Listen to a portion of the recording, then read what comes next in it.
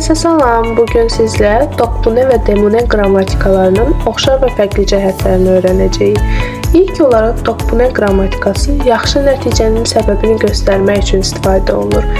Ümumiyyətlə dok sözü Korey dilində yaxşılıq mənasına gəldiyi üçün bu qrammatika yalnız müsbət nəticələri göstərərkən istifadə olunur.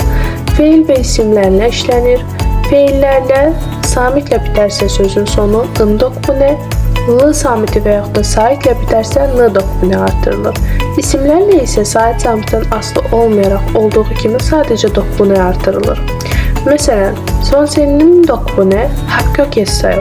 Sonsenin burada isim olduğu üçün yalnız ona dokbune artırdıq.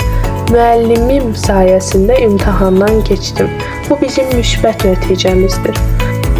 매일 운동한 덕분에 건강해졌어요. Hər gün idman etdiyim sayəsində, idman etməyimin sayəsində sağlamlaşdım.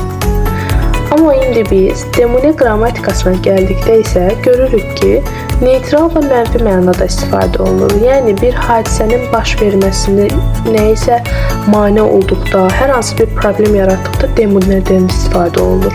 Mənası isə Azərbaycan dilində ucbatından, görə, səbəbi ilə olaraq tərcümə olunur. Bu qrammatikada feillərlə və isimlərlə istifadə olunur. Hər ikisində sait və samitlə bitməsindən asılı olmayaraq olduğu kimi feillərlə gi demone, isimlərlə isə sadəcə demone artırılır. Məsələn, il domine papayl ism olduğuna görə sadəcə demone artırdıq. İşə görə məşğulam, işin ucbatından məşğulam.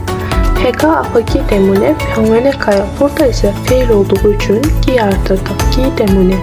Qarnım ağrıdığı üçün xəstəxanaya gedirəm. Buradakı mənfi nəticə qarnımın ağrıdığı ucbatından xəstəxanaya getməyimdir.